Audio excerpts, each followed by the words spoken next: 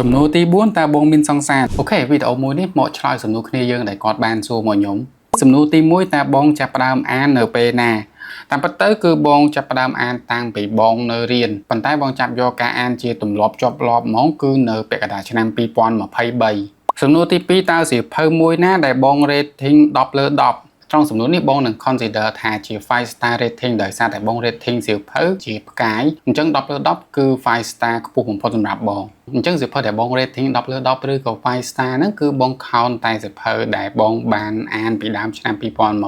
ហ្នឹងមកដល់ឥឡូវមានសៀវភៅមួយដែលបង rating 10 លើ 10 The Kindness របស់អ្នកនិពន្ធលោក Khalid Hosseini សាច់រឿងគឺវាល្អអានខ្លាំងមែនទែនសម្រាប់ខ្ញុំគឺវា phenomenal រាល់ពេលដែលខ្ញុំចាប់កាន់អានសៀវភៅមួយនេះខ្ញុំតែងទទួលបានអារម្មណ៍internal conversation របស់ខ្ញុំទៅកាន់តួអង្គដែលមាននៅក្នុងសាច់រឿងហ្នឹងអ្នកទាំងអស់គ្នាជឿអត់ថាខ្ញុំកើតមានអារម្មណ៍ស្អប់ក្មេងដោយសារតែអានសាច់រឿងក្នុងសៀវភៅនេះប៉ុន្តែខ្ញុំព្យាយាមប្រាប់ខ្លួនឯងថាអូខេនេះគ្រាន់តែជាសាច់រឿងដែលមាននៅក្នុងសៀវភៅទេនេះជាហេតុផលមួយដែលធ្វើឲ្យខ្ញុំ rating សៀវភៅមួយនេះខ្ពស់ខ្លាំងដោយសារតែអ្នកនិពន្ធគាត់អាចធ្វើឲ្យអ្នកអានទទួលបានអារម្មណ៍បែបហ្នឹងក្រៅពីសាច់រឿងដ៏ល្អឥតខ្ចោះដែលមាននៅក្នុងសៀវភៅមួយនេះសំណួរទី3តើសៀវភៅដែលបកប្រែចេញពីភាសាជប៉ុនដំបូងមួយណាដែលបងបានអានសៀវភៅដែលបកប្រែចេញពីភាសាជប៉ុនដំបូងបំផុតដែលខ្ញុំបានអានមានចំណងជើងថា The Mirror Rule បន្ទាប់ពីអានសៀវភៅហ្នឹងហើយវាធ្វើឲ្យបងមានអារម្មណ៍ធូរស្រាលក្នុងខ្លួនបានច្រើនដែលសាច់រឿងនិយាយអំពីបញ្ហាដែលតែងតែកើតមានឡើងនៅក្នុងគ្រួសារនីមួយៗហើយខ្ញុំពិតជាណែនាំឲ្យបងហើយនិងបងប្អូនដែលតែងតែមានទំនាស់ជាពិសេសការ